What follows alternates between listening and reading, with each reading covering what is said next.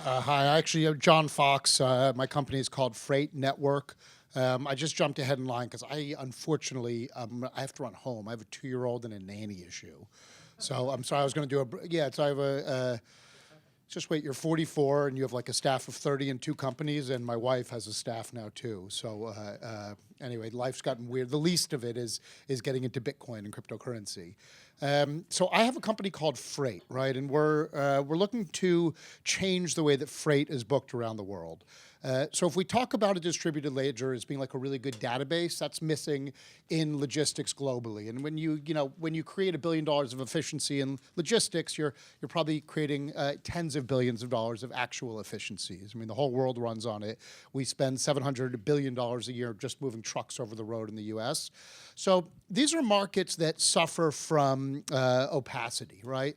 The supply and demand side of the U.S. trucking market's like a really good example of 2 markets of small businesses, but 2 giant markets that are connected through an intermediary, a brokerage layer, which isn't necessarily a bad thing, but brokerage layers are generally incentivized to do arbitrage businesses and not actually really create efficiencies in the marketplace. So kind of give you specific numbers, there's 15 million trucks in the US, right? 90% of them are owned by companies with 6 trucks or less. There's 500,000 manufacturers and distributors, and shockingly their sizes and scales are about the same size. So how do we create efficiency in these deeply fragmented markets, right? Blockchain technology is incredibly good at this.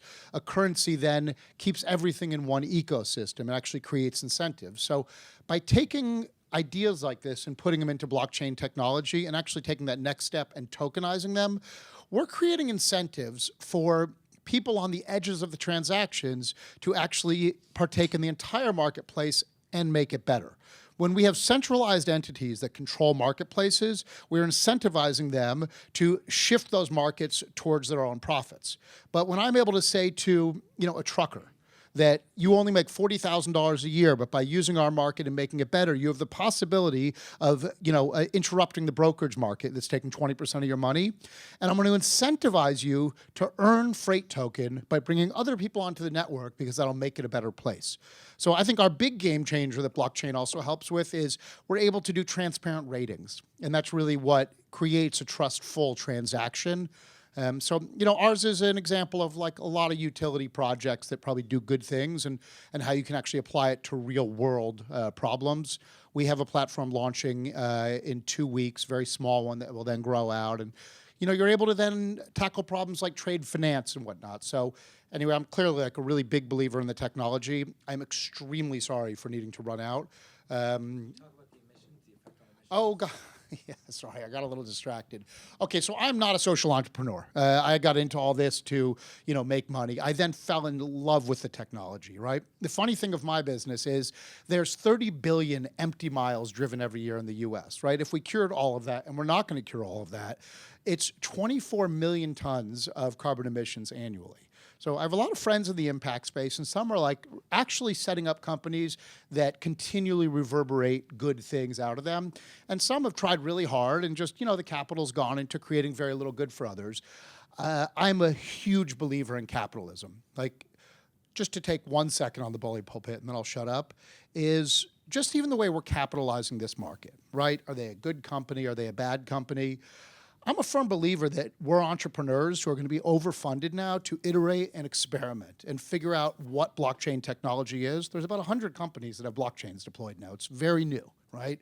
So capitalism is a big part of it. It's okay to capitalize this market through big discounts on ICOs. It's okay, this idea that there's good and bad, good luck de-risking it. I mean, good luck picking projects that you're sure will succeed. I mean, I know what's good for this market is a full capitalization of it. And that's going to be a little messy, but when someone pumps and dumps, they're dumping to someone else who's keeping that capital in the market. And we need investor incentives for people to enter the market. I mean, we're 1990, 1993.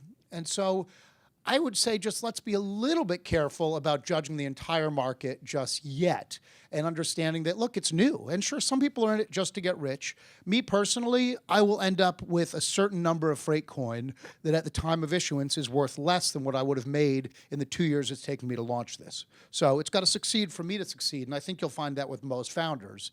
Anyway, if anyone saw John Oliver last night, holy crap. I mean, it was very funny, but it wasn't, he didn't particularly love what we do. Anyway, I think I took a little longer than I should have, but thank you very much. Appreciate it. Okay.